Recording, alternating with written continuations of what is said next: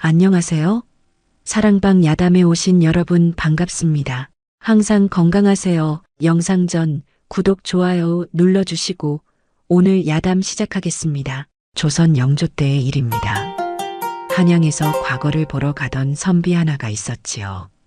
성은 김시호, 이름은 시원이라 했습니다. 나이는 28으로 이번이 세 번째 과거 길이었습니다. 김시원은 새벽부터 길을 나섰습니다. 산길을 넘어야 했기에 서두른 것이었지요. 하늘은 아침부터 무거웠으나 눈이 올 기색은 아니었습니다. 그저 겨울 하늘이 을에 그러하듯 잿빛으로 드리워져 있을 뿐이었지요. 산길로 들어서니 사람의 발자국이 거의 없었습니다. 간혹 나무꾼의 것으로 보이는 자국이 있었으나 그마저도 오래된 것이었습니다. 선비는 혼자 중얼거렸습니다. 이 길로 과거 보러 가는 이가 나뿐인가 싶었던 겁니다. 정오가 지날 무렵이었습니다. 하늘에서 첫 눈송이가 떨어졌습니다. 처음에는 성글게 내리던 눈이 점차 굵어졌습니다. 선비는 발걸음을 재촉했지요. 해가 지기 전에 고갯마루를 넘어야 했습니다. 그러나 눈은 선비의 바람을 비웃기라도 하듯 거세졌습니다. 순식간에 앞이 보이지 않을 정도가 되었지요. 바람까지 일어나 눈발이 온 산을 뒤덮었습니다. 선비는 나무를 붙잡고 서서 숨을 고르려 했으나 바람은 쉬지 않았습니다. 길이 보이지 않았습니다. 아니, 길이 있는지조차 알 수 없었지요. 발밑의 눈은 이미 무릎까지 차올랐습니다. 한 걸음 내디딜 때마다 눈 속으로 푹푹 빠져들었습니다. 선비는 등에 진 짐을 내려놓고 숨을 헐떡였습니다. 해는 어느새 산 너머로 기울고 있었습니다. 어둠이 눈보라와 함께 밀려왔지요. 선비는 이제야 자신이 얼마나 위태로운 처지에 놓였는지 깨달았습니다. 이대로 밤을 맞으면 얼어 죽을 수밖에 없었습니다. 앞으로 가야 할지 뒤로 돌아가야 할지 알 수 없었습니다. 왔던 길도 이미 눈에 묻혀 흔적이 사라졌습니다. 선비는 떨리는 손으로 각근을 여미며 하늘을 우러렀습니다. 눈발은 더욱 거세게 쏟아질 뿐이었습니다. 발자국은 눈 속에서 한 발짝도 나아가지 못한 채 제자리를 맴돌았습니다. 선비는 온몸이 점점 굳어드는 것을 느꼈습니다. 손끝이 저리고 발끝의 감각이 사라졌습니다. 입김은 하얗게 피어올랐다가 눈발 속으로 흩어졌습니다. 이대로 주저앉으면 안 된다고 마음속으로 되뇌었습니다. 어머니가 기다리고 계신다고 스스로를 다잡았지요. 그러나 몸은 말을 듣지 않았습니다. 무릎이 꺾이고 손이 땅을 짚었습니다. 차가운 눈이 손바닥을 파고들었습니다. 바람 소리가 귓속을 파고들었습니다. 그 소리는 마치 누군가 울부짖는 듯 했습니다. 선비는 눈을 감았습니다. 의식이 아득해지기 시작했지요. 이것이 끝인가 싶었습니다. 이 산속에서 이렇게 목숨을 잃는 것인가 했습니다. 그때였습니다. 눈꺼풀 너머로 희미한 빛이 어른거렸습니다.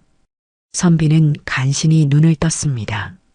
환영인가 싶었지요. 그러나 빛은 여전히 어둠 속에서 흔들리고 있었습니다. 선비는 남은 힘을 끌어모아 몸을 일으켰습니다. 무릎이 후들거렸으나 쓰러질 수는 없었습니다. 빛을 향해 한 걸음 내디뎠습니다. 눈이 허벅지까지 빠졌지요. 두 번째 걸음을 떼려 하니 온몸이 바늘로 찌르는 듯 아팠습니다. 그래도 멈출 수 없었습니다. 저 빛이 사라지면 영영 길을 잃을 것 같았던 겁니다. 몇 걸음을 갔을까요? 선비는 문득 이상한 느낌을 받았습니다. 분명 앞으로 나아가고 있는데 풍경이 똑같았습니다. 옆에 있던 굽은 소나무가 다시 보였지요. 선비는 멈춰섰습니다. 방향을 잃은 것이 분명했습니다. 다시 빛을 찾았습니다. 그런데 빛의 위치가 조금 전과 달랐습니다. 아까는 오른쪽에 있었는데 이제는 왼쪽에 있었지요. 선비는 고개를 저었습니다. 눈 때문에 제대로 보이지 않는 것이라 여겼습니다. 빛을 향해 다시 걸었습니다. 이번에는 방향을 똑바로 보며 갔습니다. 그러나 10걸음쯤 갔을 때 또다시 그 굽은 소나무가 나타났습니다. 선비는 소나무 줄기를 손으로 만져보았습니다. 틀림없이 아까 그 나무였습니다. 산이 길을 숨기고 있었습니다. 아무리 걸어도 제자리로 돌아오게 만드는 것이었지요. 선비는 등골이 서늘해졌습니다. 옛 어른들이 하시던 말씀이 떠올랐습니다. 산에는 사람을 홀리는 기운이 있다고 했지요. 이번에는 눈을 감고 걸어보았습니다. 빛의 위치를 마음에 새기고 그 방향으로만 걸었습니다. 20걸음을 세고 눈을 떴습니다. 그러나 앞에 있는 것은 또다시 그 소나무였습니다. 선비는 무릎을 꿇었습니다. 이것은 단순한 길 이름이 아니었습니다. 무언가가 선비를 이 자리에 붙들어 놓고 있었던 겁니다.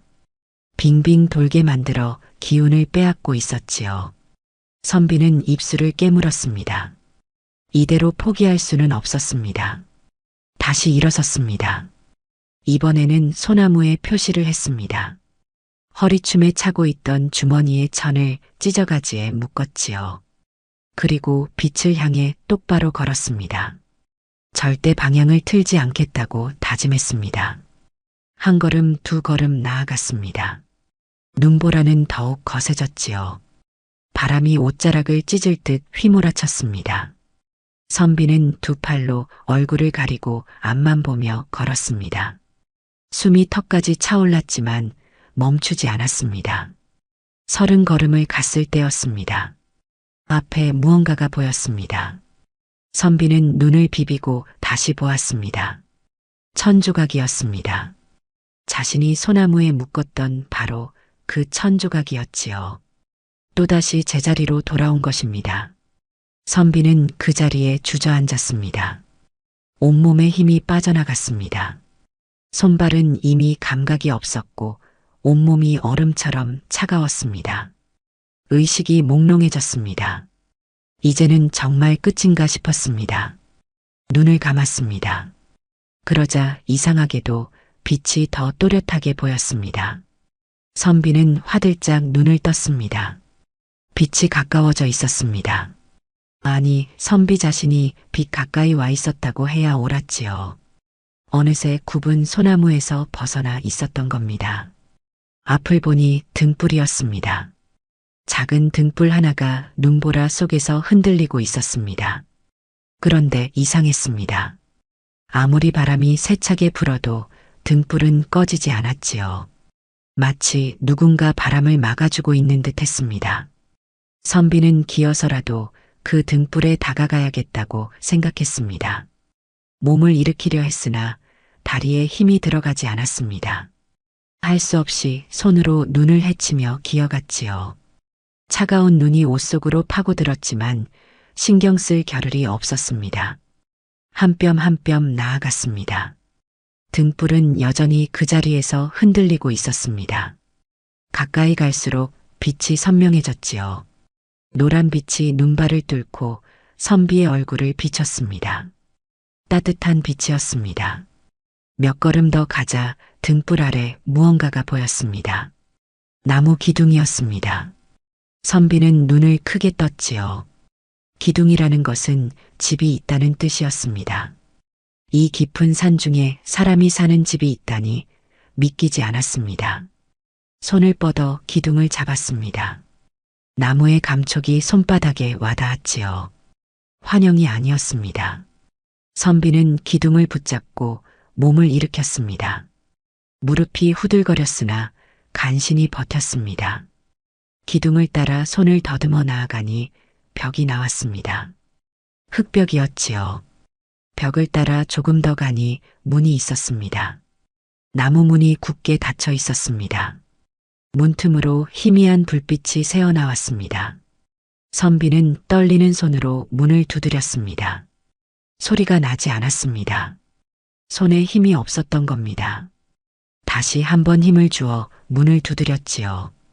똑똑 소리가 났으나 너무 작았습니다. 안에서 들렸을지 알 수 없었습니다. 세 번째 문을 두드렸습니다. 이번에는 주먹으로 쳤습니다. 손가락이 저렸으나 참았지요. 똑똑똑 소리가 어둠 속에 울렸습니다. 선비는 숨을 죽이고 기다렸습니다. 안에서 아무 기척이 없었습니다. 다시 문을 두드리려는 순간이었습니다. 안에서 소리가 들렸습니다.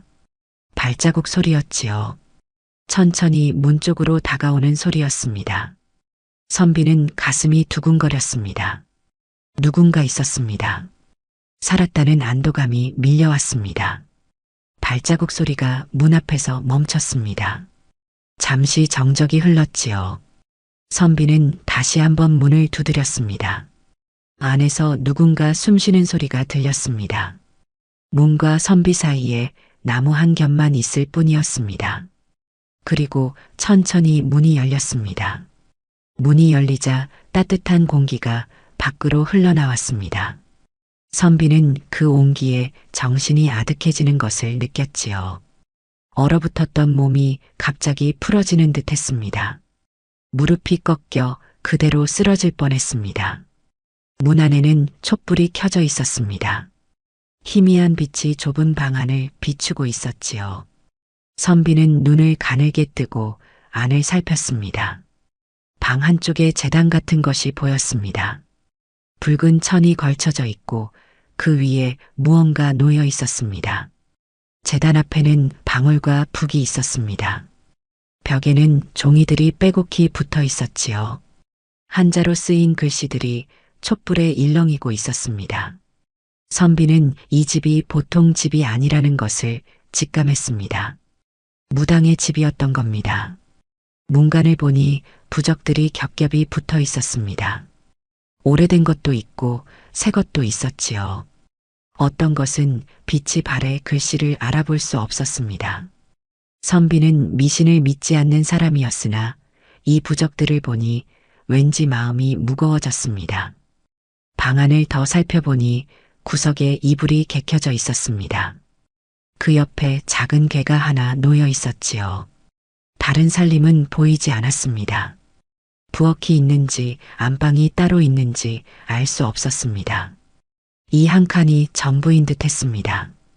선비가 방 안을 살피는 동안 문을 연 이는 말없이 서 있었습니다. 선비는 그제야 고개를 들어 상대를 보았지요. 그리고 깜짝 놀랐습니다.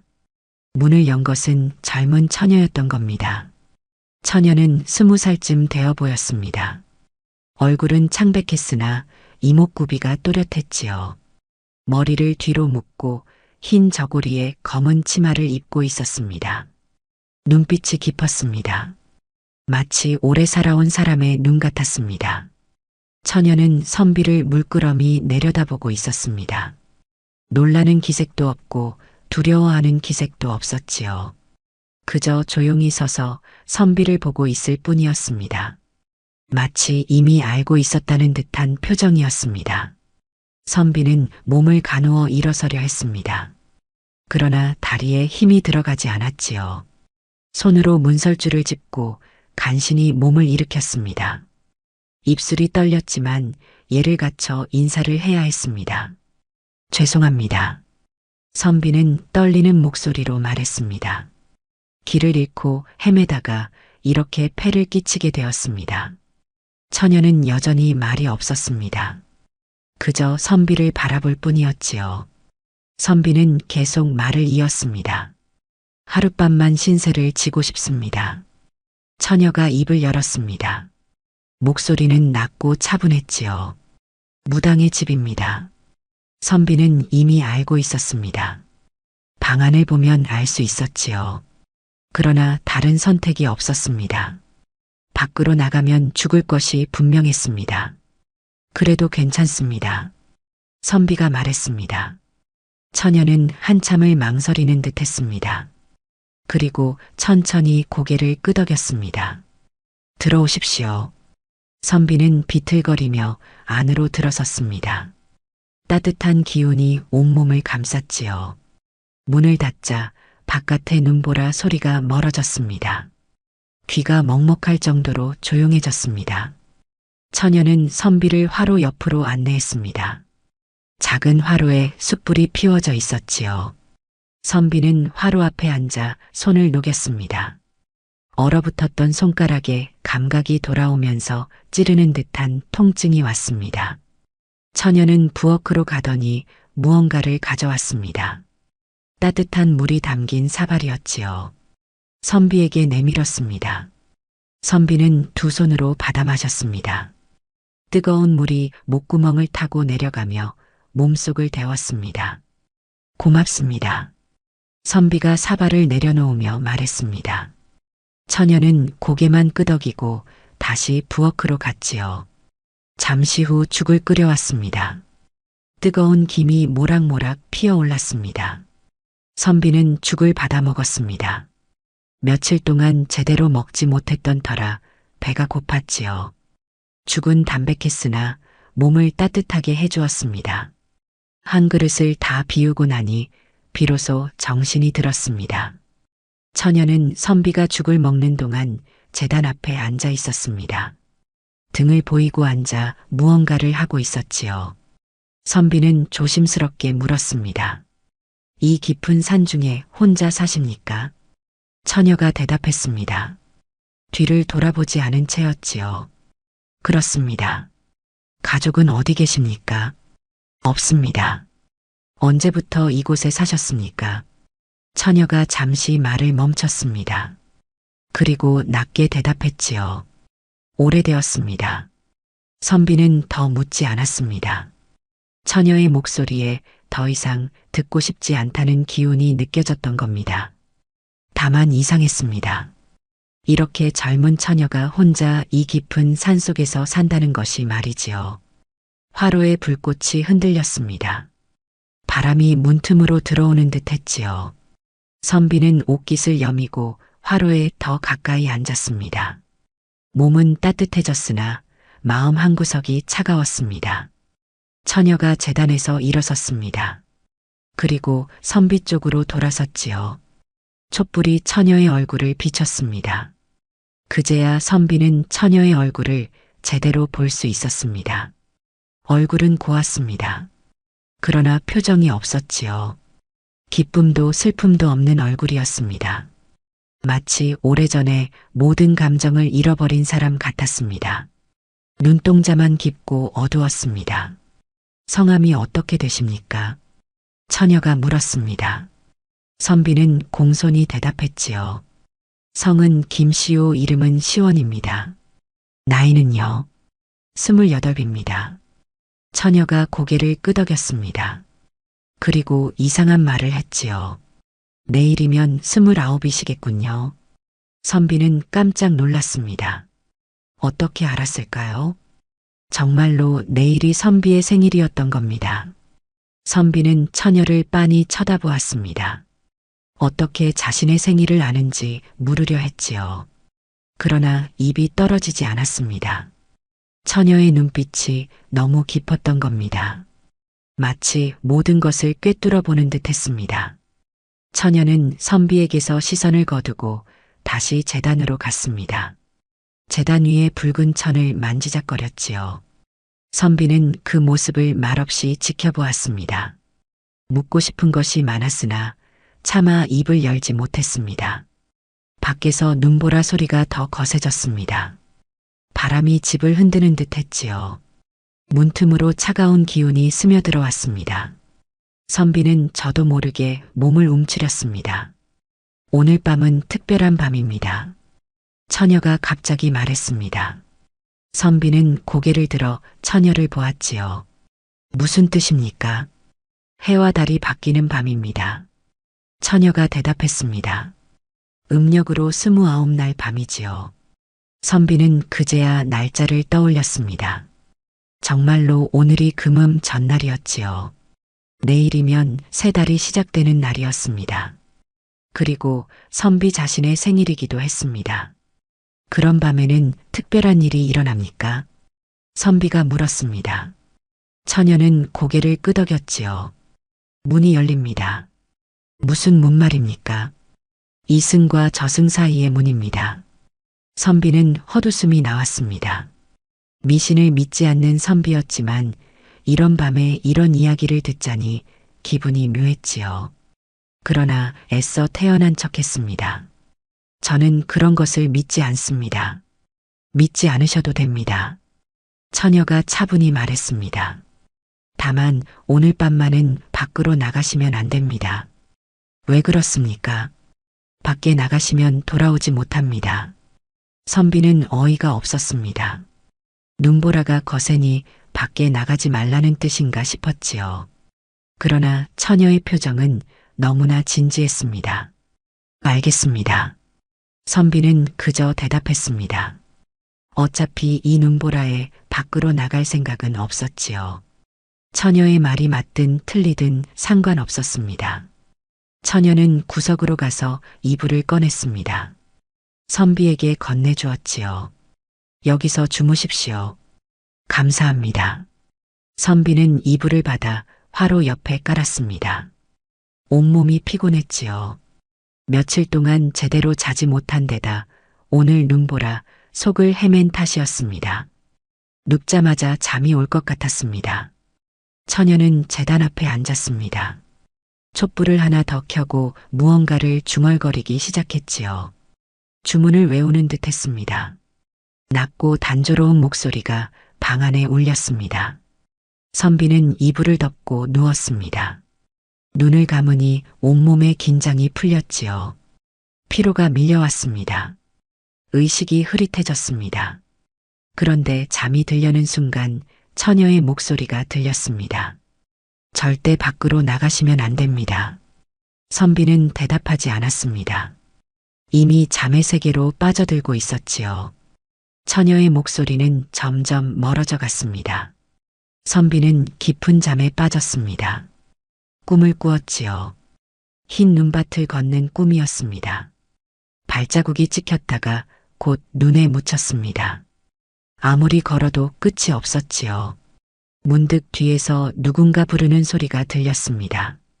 선비는 뒤를 돌아보았습니다. 그러나 아무도 없었지요. 다시 앞을 보고 걸었습니다. 또 누군가 불렀습니다. 이번에는 이름을 불렀습니다. 시원아. 선비는 멈춰 섰습니다. 분명 자기 이름을 부르는 소리였지요. 그러나 목소리의 주인을 알 수 없었습니다. 어머니의 목소리 같기도 하고 낯선 목소리 같기도 했습니다. 누구십니까? 선비가 물었습니다. 대답이 없었지요. 다시 걸으려는데 발이 움직이지 않았습니다. 눈 속으로 발이 깊이 빠져들었습니다. 무릎까지 눈에 묻혔습니다. 시원아. 또 불렀습니다. 이번에는 더 가까운 곳에서 들렸지요. 선비는 고개를 돌려 주위를 살폈습니다. 하얀 눈밭뿐이었습니다. 아무것도 보이지 않았습니다. 어디 계십니까? 선비가 소리쳤습니다. 목소리가 울려 퍼졌지요. 그러나 돌아오는 것은 메아리뿐이었습니다. 선비는 눈 속에서 발을 빼려 했으나 더 깊이 빠져들었습니다. 허리까지 눈에 묻혔습니다. 공포가 밀려왔지요. 이대로 눈 속에 완전히 묻히는 것이 아닌가 싶었습니다. 선비는 몸부림쳤습니다. 그러나 몸은 움직이지 않았습니다. 시원아. 목소리가 바로 귓가에서 들렸습니다. 선비는 화들짝 고개를 돌렸지요. 그리고 비명을 지를 뻔했습니다. 바로 옆에 얼굴이 있었습니다. 창백한 얼굴이었습니다. 선비는 그 순간 잠에서 깼습니다. 식은땀이 등을 적시고 있었지요. 숨이 가빴습니다. 심장이 미친 듯이 뛰었습니다. 방 안을 둘러보았습니다. 촛불이 여전히 타고 있었지요. 처녀는 제단 앞에 그대로 앉아 있었습니다. 등을 보이고 앉아 미동도 하지 않았습니다. 선비는 숨을 고르며 몸을 일으켰습니다. 등이 흠뻑 젖어 있었지요. 화로의 불은 약해져 있었습니다. 방 안이 조금 쌀쌀했습니다. 밖을 보니 여전히 눈보라가 몰아치고 있었습니다. 바람소리가 귀를 찢을 듯 했지요. 문이 흔들렸습니다. 부적들이 바람에 펄럭였습니다. 선비는 목이 말랐습니다. 물을 마시려고 일어서려 했지요. 그때 처녀가 말했습니다. 뒤를 돌아보지 않은 채였습니다. 주무셨습니까? 예. 선비가 대답했습니다. 악몽을 꾸셨군요.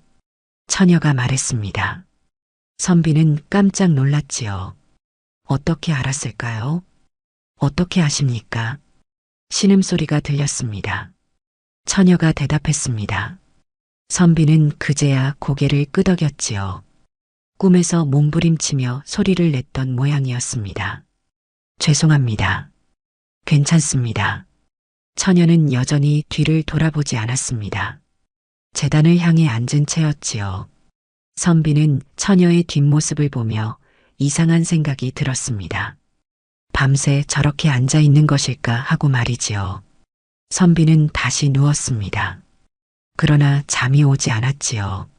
아까 꾼 악몽이 자꾸 떠올랐습니다. 눈 속에 묻히던 느낌이 생생했습니다. 귓가에서 이름을 부르던 목소리도 잊히지 않았습니다. 눈을 뜨고 천장을 바라보았습니다. 천장에는 거미줄이 쳐져 있었지요. 오래된 집이라는 것을 알 수 있었습니다. 벽에는 곰팡이 자국도 보였습니다. 촛불 그림자가 벽에 어른거렸습니다. 처녀는 계속 제단 앞에 앉아 있었습니다. 가끔 손을 움직이는 것 같았지요.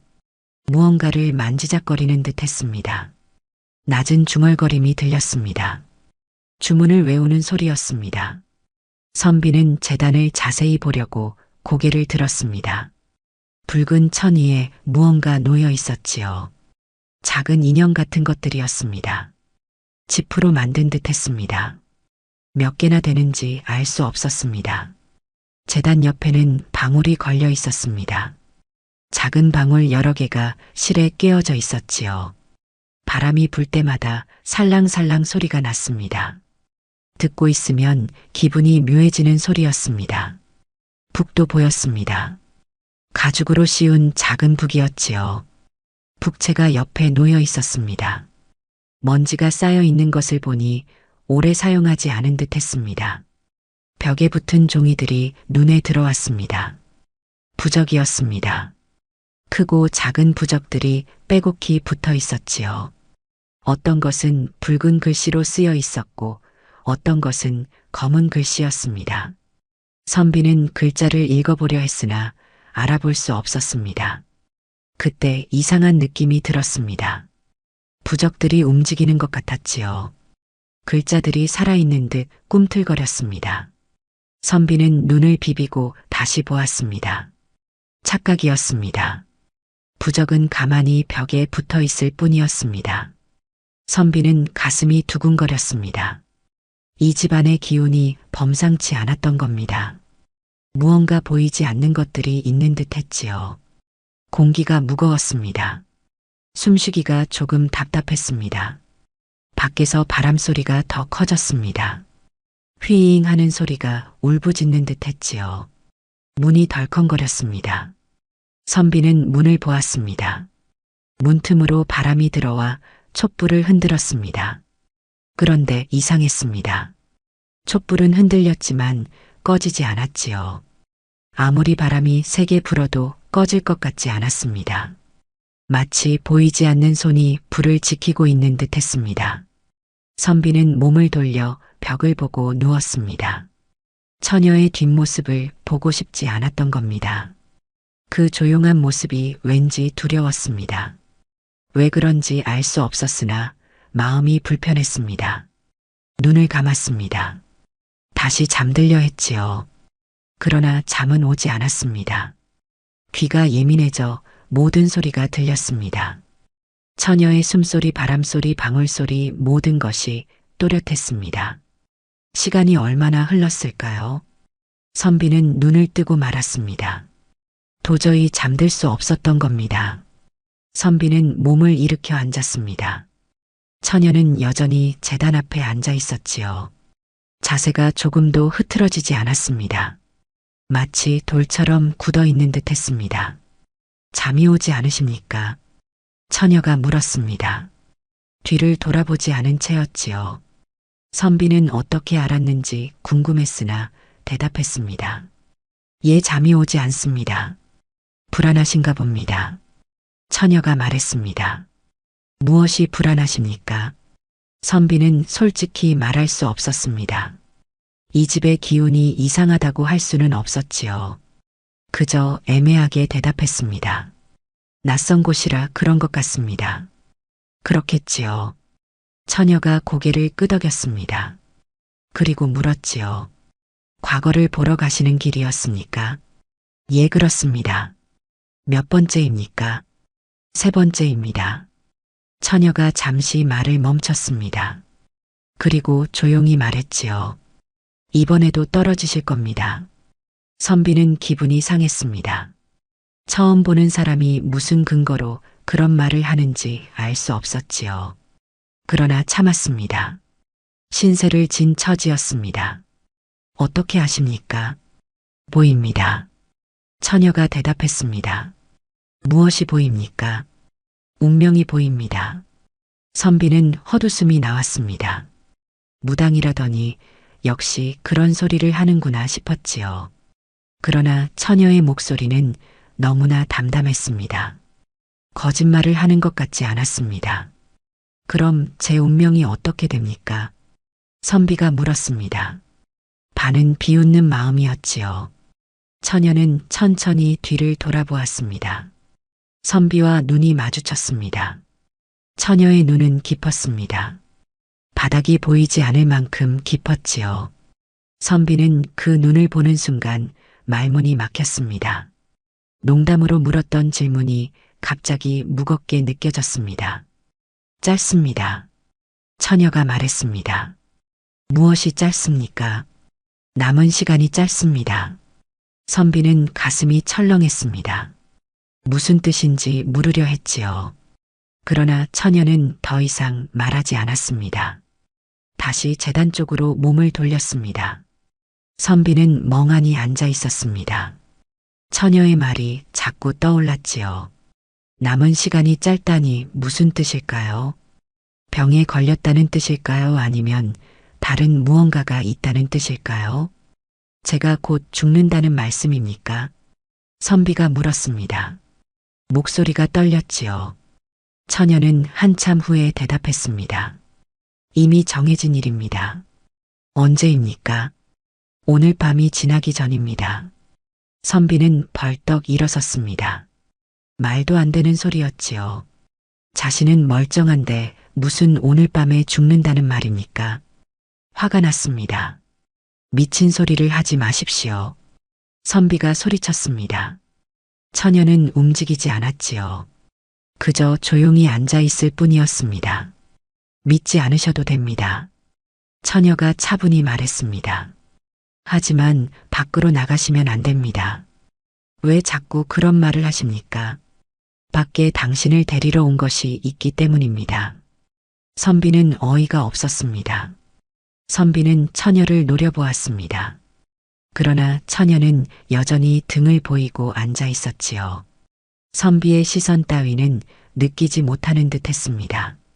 아니, 느끼면서도 신경 쓰지 않는 것 같았습니다. 무엇이 저를 데리러 왔다는 겁니까? 선비가 물었습니다.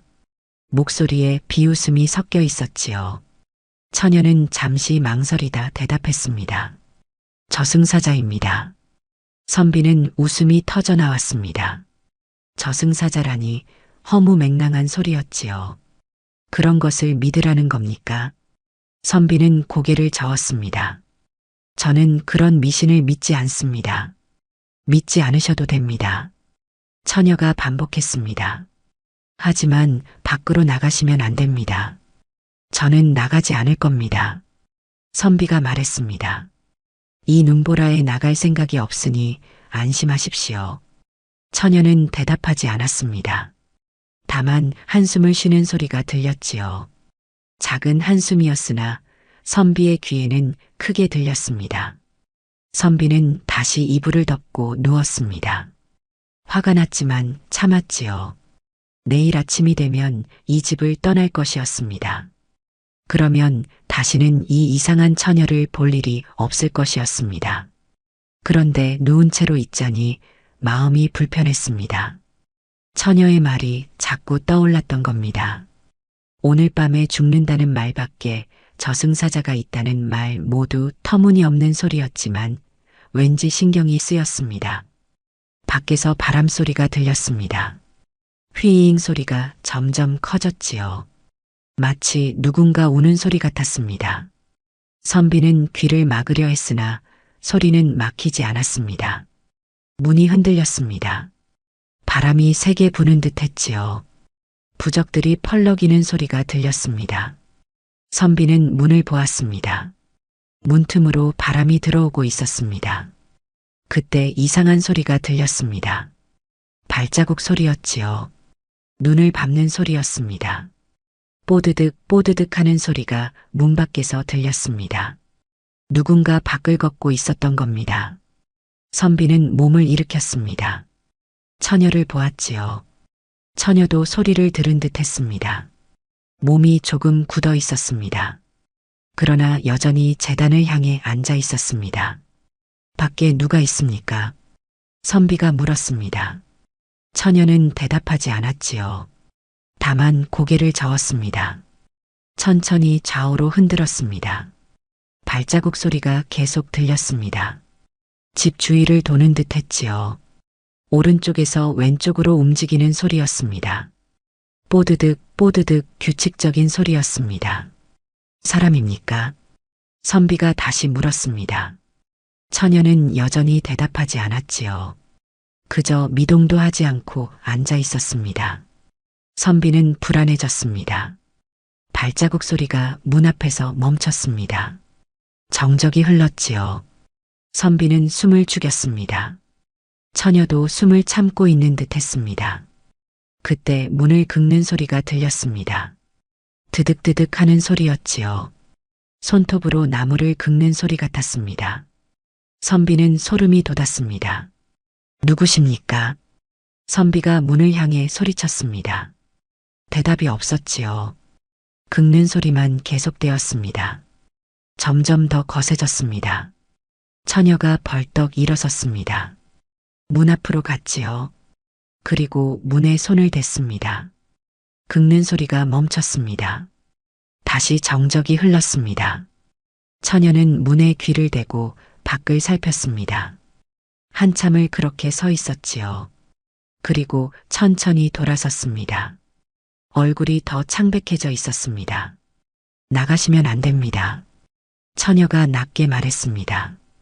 이번에는 간곡한 목소리였지요. 절대로 나가시면 안 됩니다. 미신이라 믿으려 하지만 선비는 처녀의 얼굴을 보았습니다. 두려움이 역력했지요. 처음으로 감정을 드러내는 얼굴이었습니다. 선비는 마음이 흔들렸습니다. 정말 밖에 무언가 있는 것일까요? 밖에 무엇이 있습니까? 선비가 물었습니다. 처녀는 입술을 깨물었지요. 말해야 할지 말아야 할지 고민하는 듯 했습니다. 말씀드려도 믿지 않으실 겁니다. 말씀해 보십시오. 처녀는 한숨을 쉬고 입을 열었습니다.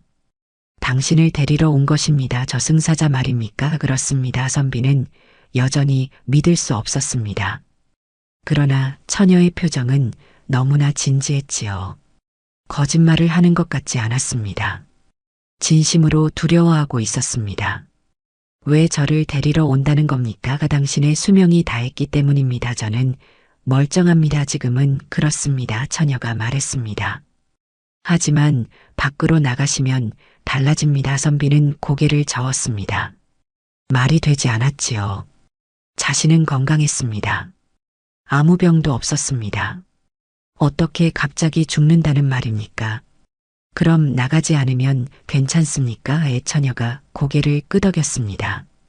오늘 밤만 이 집에 계시면 됩니다. 그러면 살 수 있습니까? 그렇습니다. 선비는 이해할 수 없었습니다.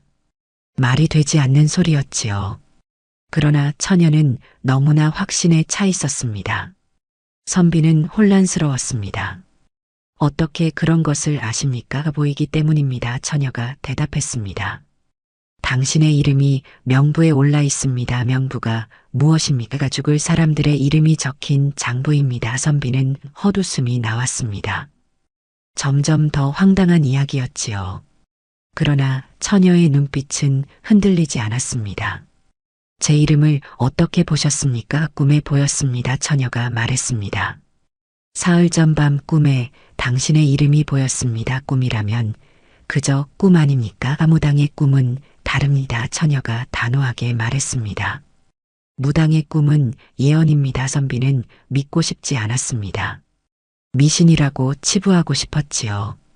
그러나 마음 한구석이 불안했습니다. 처녀가 너무나 확신에 차 있었기 때문입니다. 밖에서 다시 소리가 들렸습니다. 발자국 소리였지요.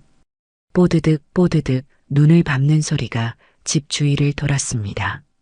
그리고 문 앞에서 멈췄습니다. 똑똑똑 문을 두드리는 소리였습니다. 선비는 화들짝 놀랐지요.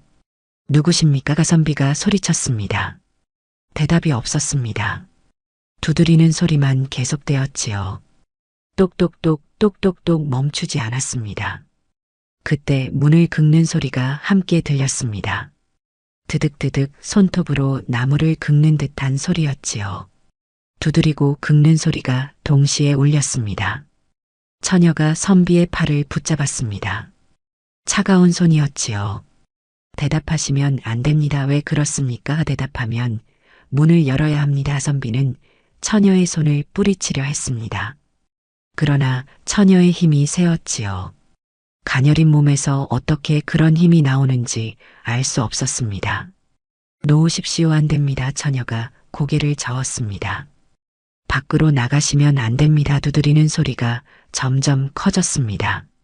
문이 흔들렸지요. 부적들이 마구 펄럭였습니다. 선비는 가슴이 두근거렸습니다. 그리고 문득 깨달았습니다. 이 눈보라에 사람이 밖에 있다는 것이 이상하다는 것을 말이지요. 문 밖에 기척 두드리는 소리가 멈췄습니다. 갑자기 조용해졌지요. 선비는 숨을 죽였습니다. 처녀도 움직이지 않았습니다. 둘은 그렇게 서서 문을 바라보았습니다. 잠시 정적이 흘렀습니다. 바람 소리만 들렸지요. 휘잉 하는 소리가 귓속을 파고들었습니다. 선비는 긴장을 풀려고 했으나 몸이 굳어 있었습니다. 그때 또 다른 소리가 들렸습니다. 숨소리였지요. 거친 숨소리가 문 밖에서 들렸습니다. 후후 하는 소리였습니다. 마치 짐승의 숨소리 같았습니다. 짐승입니까? 선비가 작게 물었습니다. 처녀는 고개를 저었지요. 짐승이 아닙니다. 그럼 무엇입니까? 처녀는 대답하지 않았습니다. 다만 선비의 팔을 더 세게 붙잡았지요. 손톱이 파고들 정도였습니다. 선비는 아팠으나 참았습니다. 숨소리가 점점 가까워졌습니다. 문에 바짝 붙은 듯 했지요. 후후 소리가 더 크게 들렸습니다. 선비는 소름이 돋았습니다. 문틈으로 무언가가 들어오려는 듯 했습니다. 차가운 기운이 스며들었지요. 방 안의 온도가 급격히 떨어졌습니다. 선비는 이를 떨었습니다. 촛불이 흔들렸습니다. 바람도 불지 않는데 흔들렸지요. 불꽃이 작아졌습니다. 곧 꺼질 것 같았습니다. 처녀가 재빨리 촛불 쪽으로 갔습니다. 불이 꺼지면 안 됩니다. 처녀가 다급히 말했습니다. 두 손으로 촛불을 감싸쥐었지요. 불꽃이 조금 커졌습니다. 처녀는 입으로 불을 불어 키웠습니다. 선비는 문을 지켜보았습니다. 숨소리가 계속 들렸지요. 그리고 긁는 소리도 다시 시작되었습니다. 드득드득 소리가 문 전체에서 들렸습니다. 여러 손이 문을 긁고 있는 것 같았습니다. 아니, 손이 아닐지도 몰랐지요. 손톱이 아닌 무언가 날카로운 것으로 긁는 소리였습니다. 나무가 갈리는 소리가 났습니다. 문이 부서지는 것 아닙니까? 선비가 물었습니다. 처녀는 고개를 저었지요. 부서지지 않습니다. 어떻게 아십니까? 부적이 지키고 있습니다. 선비는 문에 붙은 부적들을 보았습니다. 바람에 펄럭이고 있었지요. 그런데 정말로 부적이 빛나는 것 같았습니다. 희미하게 붉은 빛이 났습니다. 저것이 정말 효과가 있습니까? 당신이 아직 살아있는 것이 증거입니다. 처녀가 대답했습니다. 선비는 할 말이 없었지요. 정말로 부적이 자신을 지키고 있는 것일까요? 그때였습니다. 목소리가 들렸지요. 사람의 목소리였습니다. 시원아. 선비는 깜짝 놀랐습니다. 자기 이름을 부르는 소리였지요. 어머니의 목소리 같았습니다. 시원아, 문 좀 열어다오. 문으로 향한 발걸음. 선비는 그 자리에 얼어붙었습니다. 분명 어머니의 목소리였지요. 그런데 어머니가 여기 있을 리 없었습니다. 한양 집에 계실 텐데 어떻게 이 깊은 산속까지 오셨을까요? 시원아, 추워서 못 견디겠구나. 목소리가 다시 들렸습니다. 떨리는 목소리였지요. 정말 추운 듯 했습니다. 선비는 가슴이 미어졌습니다. 어머니가 밖에서 얼고 계신 것이 아닐까요? 어머니. 선비가 문을 향해 말했습니다. 처녀가 화들짝 놀라며 선비의 입을 막았지요. 차가운 손이 입을 틀어막았습니다. 대답하시면 안 됩니다. 처녀가 귓속말로 다급히 말했습니다. 저것은 어머니가 아닙니다. 어머니 목소리입니다. 선비가 손을 뿌리치며 말했습니다. 들리지 않습니까? 저것은 당신을 속이려는 겁니다. 처녀가 간곡히 말했습니다. 어머니의 목소리를 흉내낸 것입니다. 선비는 믿을 수 없었습니다. 너무나 똑같은 목소리였지요. 어머니가 아프실 때 내시던 목소리 그대로였습니다. 시원아, 왜 대답이 없니? 목소리가 슬퍼졌습니다. 어미가 추워 죽겠는데 문도 안 열어주느냐? 선비는 참을 수 없었습니다. 문으로 다가갔지요. 처녀가 붙잡았으나 뿌리쳤습니다. 선비는 처녀보다 힘이 셌습니다. 어머니, 제가 열겠습니다. 선비가 문고리에 손을 댔습니다. 처녀가 뒤에서 선비를 붙잡았지요. 온 힘을 다해 잡아당겼습니다. 안 됩니다. 처녀가 소리쳤습니다. 문을 열면 둘 다 죽습니다. 놓으십시오. 선비가 소리쳤습니다. 처녀를 밀쳐냈지요. 처녀는 바닥에 넘어졌습니다. 선비는 문고리를 잡았습니다. 그 순간이었습니다. 밖에서 웃음소리가 들렸지요. 낄낄거리는 소리였습니다. 어머니의 목소리가 아니었습니다. 남자도 여자도 아닌 이상한 목소리였습니다. 선비는 손을 멈췄습니다. 등골이 서늘해졌지요. 웃음소리는 점점 커졌습니다. 여럿이 함께 웃는 것 같았습니다. 속았구나. 낯선 목소리가 말했습니다. 조금만 더 있으면 나올 뻔했는데. 선비는 문고리에서 손을 뗐습니다. 온몸이 떨렸지요. 처녀의 말이 맞았습니다. 저것은 어머니가 아니었던 겁니다. 처녀가 일어나 선비에게 다가왔습니다. 상처가 없는지 살폈지요. 선비는 고개를 숙였습니다. 죄송합니다. 괜찮습니다. 처녀가 말했습니다. 속는 것이 당연합니다. 밖에서 웃음소리가 계속 들렸습니다. 그리고 문을 두드리는 소리도 다시 시작되었지요. 이번에는 더 거칠게 두드렸습니다. 나와라. 목소리가 외쳤습니다. 어차피 나와야 한다. 명부의 이름이 올랐다. 오늘 밤 안에 데려가야 한다. 여러 목소리가 함께 말했습니다. 선비는 귀를 막았지요. 그러나 소리는 막히지 않았습니다. 머릿속으로 파고들었습니다. 처녀가 선비를 제단 앞으로 데려갔습니다. 그리고 방울을 들었지요. 흔들기 시작했습니다. 딸랑딸랑 소리가 울렸습니다. 주문을 외우기 시작했습니다. 낮은 목소리로 빠르게 외웠지요. 선비는 알아들을 수 없는 말이었습니다. 처녀의 얼굴에 땀이 맺혔습니다. 밖의 소리가 조금 잦아들었습니다. 그러나 완전히 사라지지는 않았지요. 여전히 문을 두드리고 있었습니다. 언제까지 버틸 수 있습니까? 선비가 물었습니다. 처녀는 주문을 멈추고 대답했지요. 동이 틀 때까지입니다. 그때까지 버티면 어떻게 됩니까? 그들은 물러갑니다. 선비는 안도했습니다. 그럼 동이 트기만 하면 되는 것이었지요.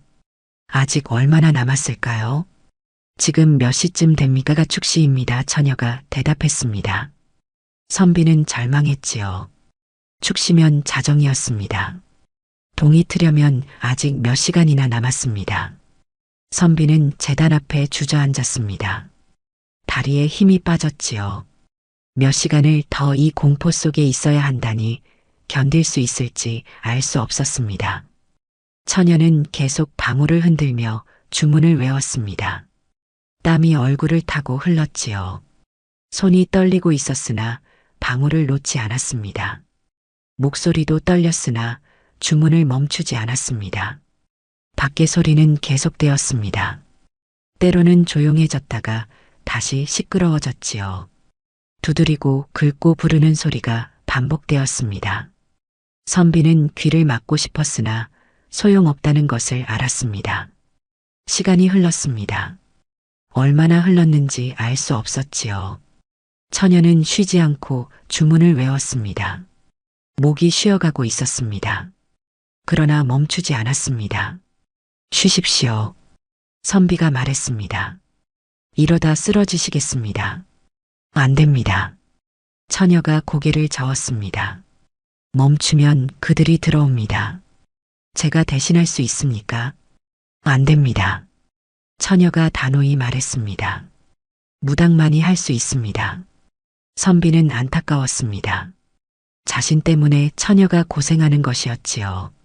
만약 이 집에 들어오지 않았다면 처녀는 이런 일을 겪지 않았을 것입니다. 왜 저를 도와주십니까? 선비가 물었습니다. 처녀는 잠시 주문을 멈추고 선비를 보았지요. 돕는 것이 아닙니다. 그럼 무엇입니까?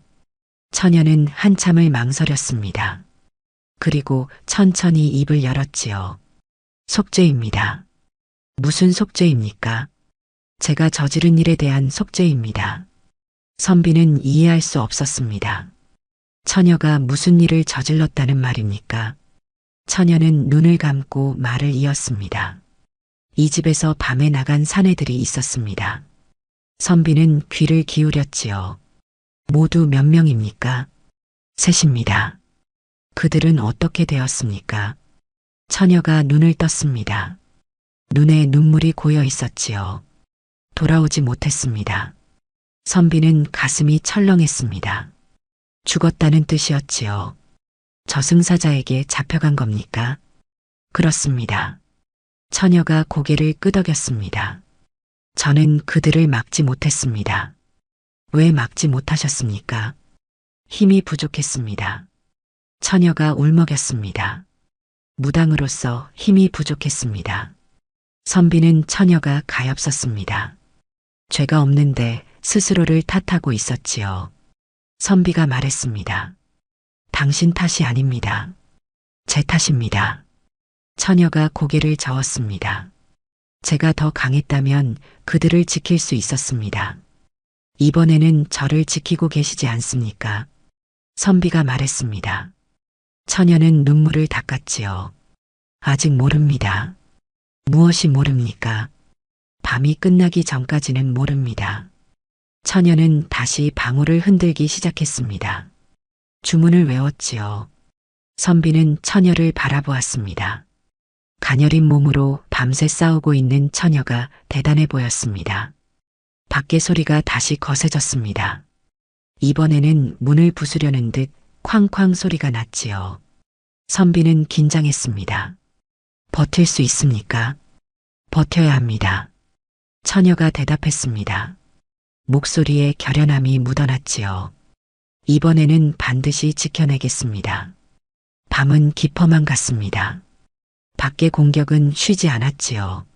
처녀는 계속 주문을 외웠습니다. 목소리가 점점 작아졌으나 멈추지 않았습니다. 선비는 처녀를 돕고 싶었으나 방법을 몰랐습니다. 그저 옆에서 지켜볼 수밖에 없었지요. 무력감이 밀려왔습니다. 제가 할 수 있는 일은 없습니까? 선비가 물었습니다. 처녀는 고개를 저었지요. 그저 살아계시기만 하면 됩니다. 그것뿐입니까? 그것만으로 충분합니다. 처녀가 말했습니다.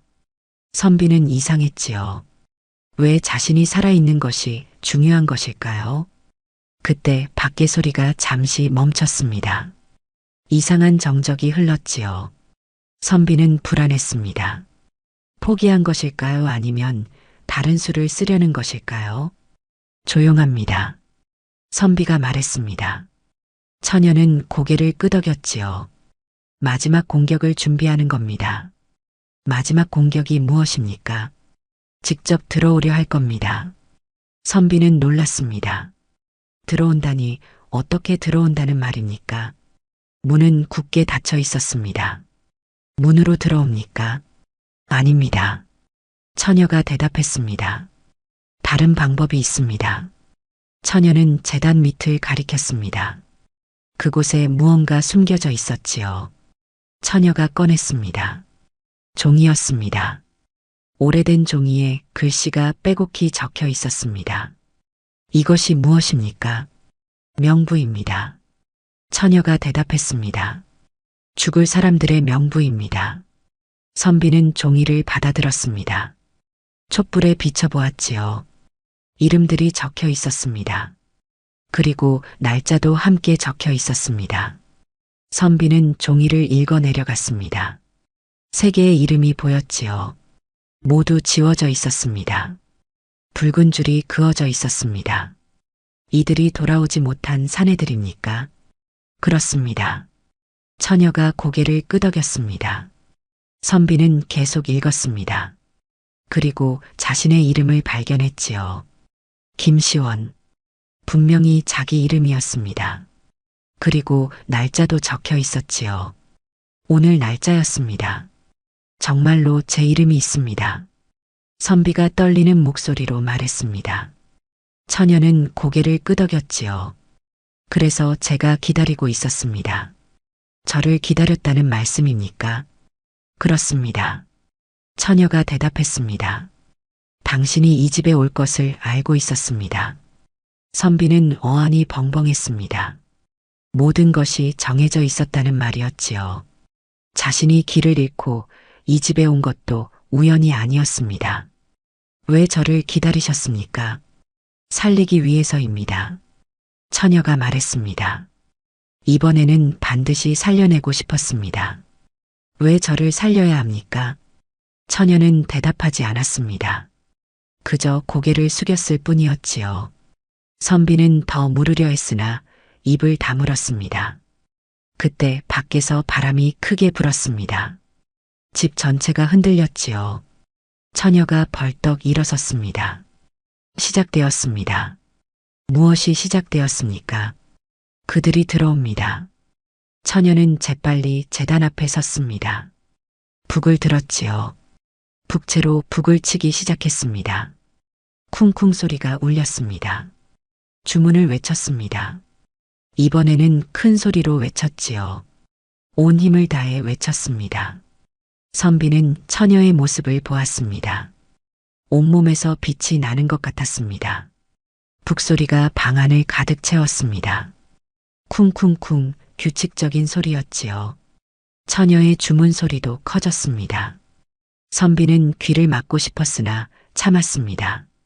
밖에서 이상한 소리가 들렸습니다. 비명 같기도 하고 웃음 같기도 한 소리였지요. 여럿이 함께 내는 소리였습니다. 선비는 소름이 돋았습니다.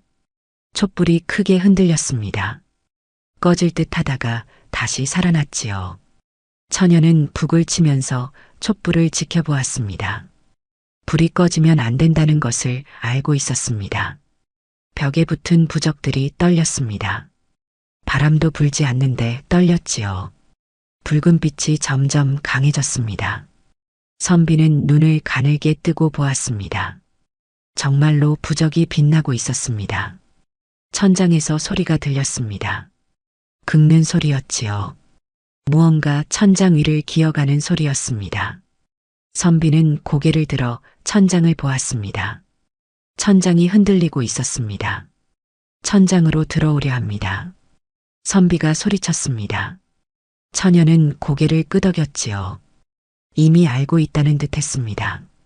막을 수 있습니까? 해야 합니다. 처녀가 대답했습니다. 북을 더 세게 쳤지요. 쿵쿵쿵 소리가 천장의 소리를 뚫고 울렸습니다. 주문이 빨라졌습니다. 처녀의 입에서 쉬지 않고 말이 흘러나왔지요. 땀이 온몸을 적셨습니다. 손이 떨렸으나 북채를 놓지 않았습니다.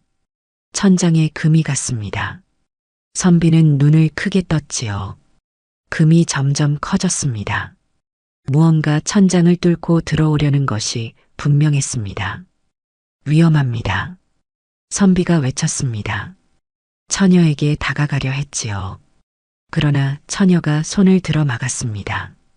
거기 계십시오. 처녀가 소리쳤습니다. 제단 밖으로 나오시면 안 됩니다. 선비는 발을 멈췄습니다. 제단 주위에 선이 그어져 있었지요. 붉은 선이었습니다. 언제 그은 것인지 몰랐으나 분명히 있었습니다. 천장의 금이 더 커졌습니다. 이제 곧 뚫릴 것 같았지요.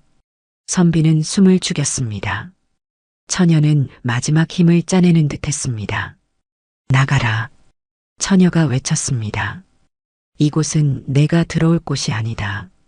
천장에서 웃음소리가 들렸습니다. 낄낄거리는 소리였지요. 명부의 이름이 있다. 목소리가 말했습니다. 데려가야 한다. 안 된다. 처녀가 소리쳤습니다. 오늘은 데려갈 수 없다. 왜 방해하는가? 내일이기 때문이다.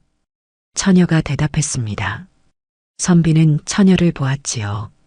처녀의 얼굴이 창백했으나 눈빛만은 불타고 있었습니다. 무당주제에 목소리가 비웃었습니다. 저승의 일에 손대지 마라. 이승의 일이다. 처녀가 맞섰습니다. 아직 때가 되지 않았다. 명부에 적혀 있다. 명부가 틀렸다. 처녀가 외쳤습니다. 선비는 놀랐지요. 명부가 틀렸다니 무슨 뜻입니까? 명부는 틀리지 않는다. 이번에는 틀렸다. 처녀가 단호히 말했습니다. 이 사람은 아직 살아야 한다. 천장에서 정적이 흘렀습니다. 그리고 다시 목소리가 들렸지요. 무엇을 아는가? 모든 것을 안다. 처녀가 대답했습니다. 이 사람의 운명을 안다. 선비는 가슴이 두근거렸습니다. 처녀가 무슨 말을 하는 것일까요? 천장의 금이 멈췄습니다. 더 이상 벌어지지 않았지요. 처녀의 말에 무언가 영향을 받은 듯 했습니다. 무엇을 안다고 하는가? 목소리가 물었습니다. 이번에는 조금 누그러진 듯 했지요. 처녀는 북을 내려놓았습니다. 그러나 주문은 계속 외웠습니다. 이 사람은 죽으면 안 된다. 처녀가 말했습니다. 살아야 할 이유가 있다. 무슨 이유인가? 이 사람이 살아야 많은 사람이 산다. 선비는 깜짝 놀랐습니다. 자신이 살아야 많은 사람이 산다니 무슨 뜻입니까? 처녀가 계속 말했습니다. 이 사람은 큰 일을 할 사람이다. 어떤 일인가? 사람을 살리는 일이다. 처녀가 대답했습니다. 선비는 어리둥절했지요. 자신이 무슨 큰 일을 한다는 말입니까? 거짓말이다. 목소리가 말했습니다. 명부에는 그런 것이 없다. 명부는 죽음만 적혀 있다. 처녀가 말했습니다. 삶은 적혀 있지 않다. 정적이 흘렀습니다. 천장 위에서 무언가 움직이는 소리가 들렸지요. 생각하는 듯 했습니다. 증명하라. 목소리가 말했습니다. 증명할 수 없으면 데려간다. 증명하겠다. 처녀가 대답했습니다. 선비에게 돌아섰지요. 제게 오십시오. 선비는 처녀에게 다가갔습니다. 처녀가 선비의 손을 잡았지요. 그리고 손바닥을 펼쳤습니다. 송금을 봅니다. 처녀가 말했습니다. 선비의 손바닥을 들여다보았지요. 촛불을 가까이 대고 자세히 보았습니다. 이 사람의 생명선이 깁니다. 처녀가 말했습니다. 90까지 살 사람입니다. 선비는 자기 손바닥을 보았습니다. 정말로 생명선이 길었지요. 손목까지 이어져 있었습니다. 그것뿐인가? 목소리가 물었습니다. 그것만으로는 부족하다. 처녀는 잠시 말을 멈췄습니다. 그리고 선비를 똑바로 보았지요. 눈빛이 달라져 있었습니다. 저는 이 사람을 지킨 것이 아닙니다. 처녀가 천천히 말했습니다. 붙들어 놓은 것입니다. 선비는 깜짝 놀랐습니다. 무슨 뜻입니까? 밖으로 나가지 못하게 막은 것이 아니라 처녀가 계속 말했습니다. 이 안에 붙잡아 둔 것입니다. 왜 그런 짓을? 천장 위에서 목소리가 물었습니다. 당신을 속이기 위해서입니다. 처녀가 대답했습니다. 이 사람이 밤을 넘기면 당신은 데려갈 수 없습니다. 선비는 숨이 막혔습니다. 처녀가 자신을 위해 저승사자를 속이고 있었던 겁니다. 목숨을 걸고 말이지요. 교활한 무당이로구나. 목소리가 말했습니다. 하지만 아직 밤이 남았다. 더 있습니다. 처녀가 말했습니다. 이 사람은 의원이 될 사람이다. 과거는 떨어진다. 처녀가 설명했습니다. 하지만 그것이 오히려 좋다. 왜 좋은가? 의원이 되기 때문이다. 처녀가 계속 말했지요. 과거에 떨어지고 실망할 것이다. 그리고 우연히 의원을 만날 것이다. 그 의원에게 배울 것이다. 선비는 숨을 죽이고 들었습니다. 처녀가 계속 말했지요. 그리고 훌륭한 의원이 될 것이다. 많은 사람을 살릴 것이다. 역병이 돌 때 수백 명을 살릴 것이다. 그래서 저는 이 사람을 붙들어 놓았습니다. 처녀가 단호하게 말했습니다. 살리기 위해 붙잡은 것입니다. 천장 위가 조용했습니다. 목소리가 사라졌지요. 처녀는 선비의 손을 놓지 않고 기다렸습니다. 한참 후에 목소리가 다시 들렸습니다. 그렇다면 목소리가 말했습니다. 하루만 기다리겠다. 처녀는 안도의 숨을 쉬었습니다. 선비도 긴장이 풀렸지요. 고맙다. 처녀가 말했습니다. 천장의 금이 사라졌습니다. 아니, 처음부터 없었던 것처럼 보였지요. 밖의 소리도 잦아들었습니다. 선비는 처녀를 보았습니다. 처녀는 바닥에 주저앉았지요. 온 힘이 빠진 듯 했습니다. 괜찮으십니까? 선비가 물었습니다. 처녀는 고개를 끄덕였지요. 이제 괜찮습니다. 정말로 제가 의원이 됩니까? 선비가 물었습니다. 처녀는 고개를 끄덕였지요. 그렇습니다. 어떻게 아십니까? 꿈에 보았습니다. 처녀가 대답했습니다. 당신이 흰옷을 입고 병자를 돌보는 꿈을 보았습니다. 선비는 믿기지 않았으나 부정할 수도 없었습니다. 오늘 밤 일이 모두 사실이었으니까요. 밖이 조용해졌습니다. 바람 소리만 희미하게 들렸지요. 눈보라도 조금 잦아든 듯 했습니다. 선비는 창문으로 다가가 밖을 내다보았습니다. 여전히 눈은 내리고 있었습니다. 그러나 아까만큼 거세지는 않았지요. 하늘이 조금 밝아지는 것 같았습니다. 동이 트려면 아직 시간이 있었으나 밤이 깊어가고 있었습니다. 이제 안전합니까? 선비가 물었습니다. 처녀는 고개를 끄덕였지요. 오늘 밤은 이제 괜찮습니다. 다시는 오지 않습니까? 내일 밤에는 오지 않을 겁니다. 처녀가 대답했습니다. 약속을 했으니까요. 선비는 안도했습니다.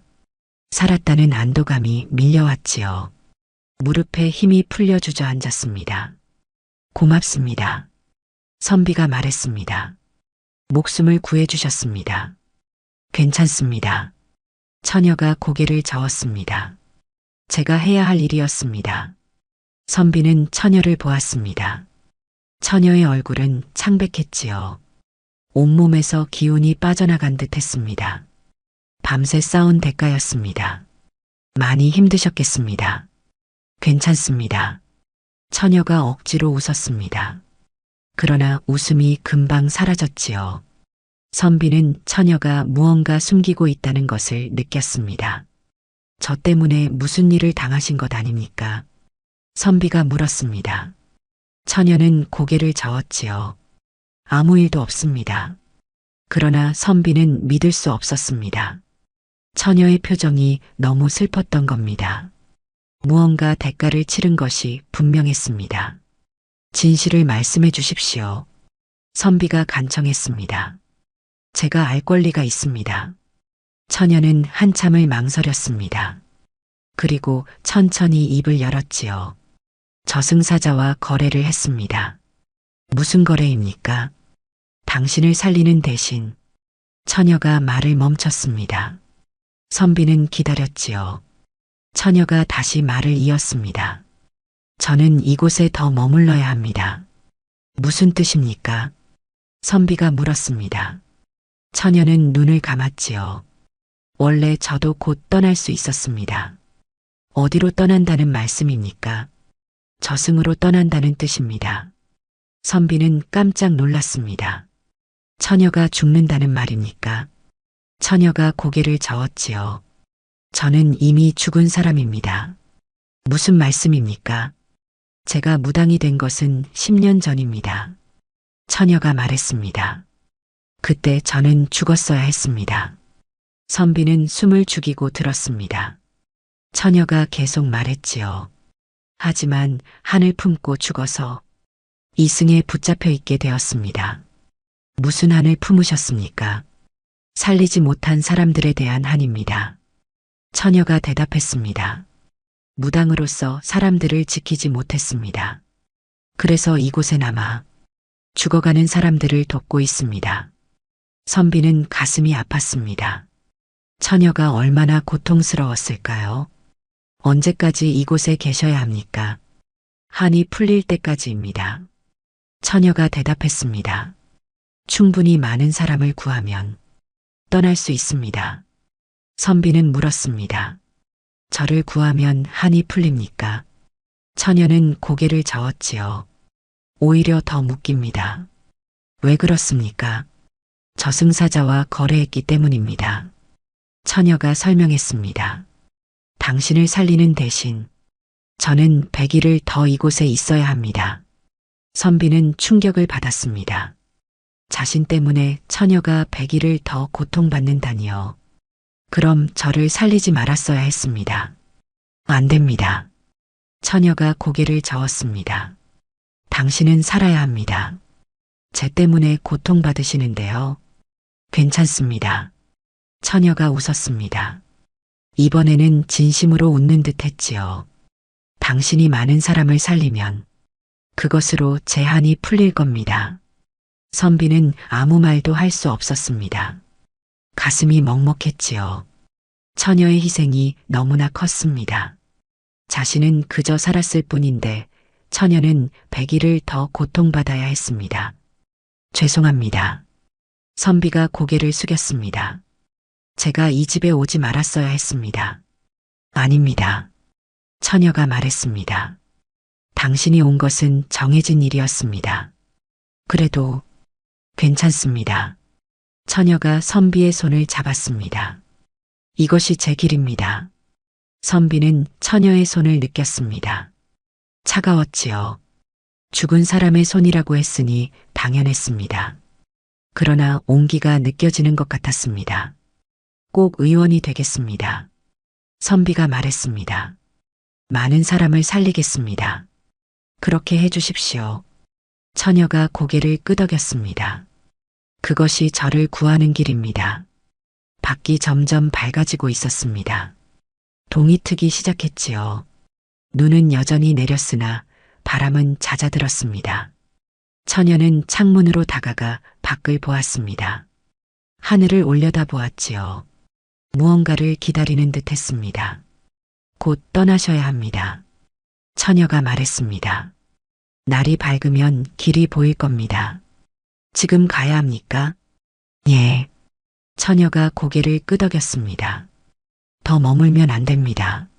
선비는 아쉬웠습니다. 처녀와 더 이야기하고 싶었지요. 하지만 처녀의 표정이 단호했습니다.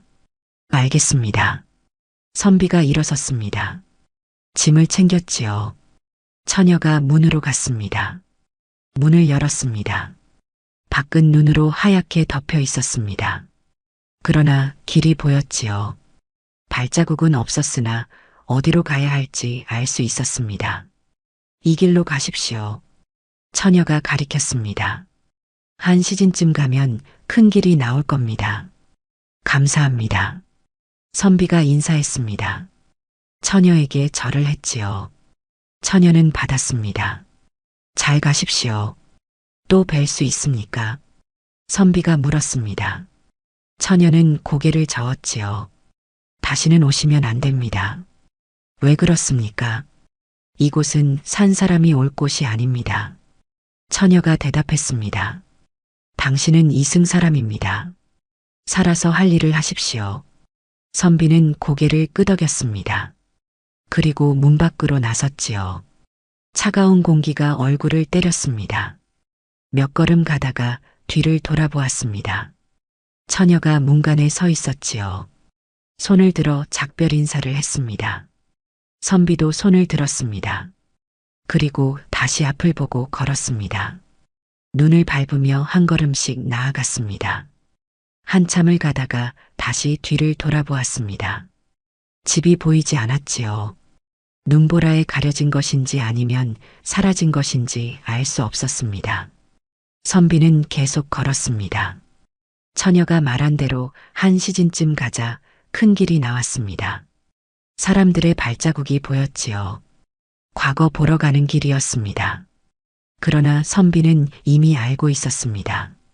과거는 떨어질 것이라는 것을 말이지요. 그리고 의원이 될 것이라는 것도 알고 있었습니다. 선비는 과거장에 도착했습니다. 시험을 보았지요. 처녀의 말대로 떨어졌습니다. 세 번째 낙방이었습니다. 실망했습니다. 그러나 오래가지 않았지요. 집으로 돌아가는 길에 한 의원을 만났습니다. 길에서 쓰러진 사람을 돌보고 있었습니다. 선비는 다가가 도왔습니다. 의원은 선비의 손놀림을 보고 물었지요. 의술을 배워본 적이 있습니까? 없습니다. 선비가 대답했습니다. 그런데 손놀림이 좋습니다. 의원이 말했습니다. 배우고 싶지 않습니까? 선비는 처녀의 말이 떠올랐습니다. 의원을 만날 것이라는 말, 그 의원에게 배울 것이라는 말이 말이지요. 배우고 싶습니다. 선비가 대답했습니다. 그렇게 선비는 의원의 제자가 되었습니다. 10년이 흘렀습니다. 선비는 훌륭한 의원이 되었지요. 많은 사람을 치료했습니다. 가난한 사람도 부자도 가리지 않고 치료했습니다. 어느 해 역병이 돌았습니다. 많은 사람이 죽어갔지요. 의원들도 손을 놓고 있었습니다. 그러나 선비는 포기하지 않았습니다. 밤낮으로 환자를 돌보았습니다. 새로운 치료법을 찾았지요. 그리고 마침내 역병을 이겨낼 방법을 찾았습니다. 수백 명의 목숨을 살렸습니다. 사람들은 선비를 성인이라 불렀지요. 선비는 그저 자신의 일을 했을 뿐이라고 말했습니다. 그날 밤 선비는 꿈을 꾸었습니다. 흰 눈이 내리는 산속이었지요. 작은 집이 있었습니다. 문이 열렸습니다. 처녀가 나왔습니다. 10년 전 그대로의 모습이었지요. 웃고 있었습니다. 처음으로 보는 환한 웃음이었습니다. 고맙습니다. 처녀가 말했습니다. 덕분에 떠날 수 있게 되었습니다. 어디로 가십니까? 선비가 물었습니다. 가야 할 곳으로 갑니다. 처녀가 대답했습니다. 이제 한이 풀렸습니다. 선비는 기뻤습니다. 처녀가 드디어 자유로워진다는 것이 말이지요. 행복하십시오. 선비가 말했습니다. 처녀는 고개를 끄덕였습니다.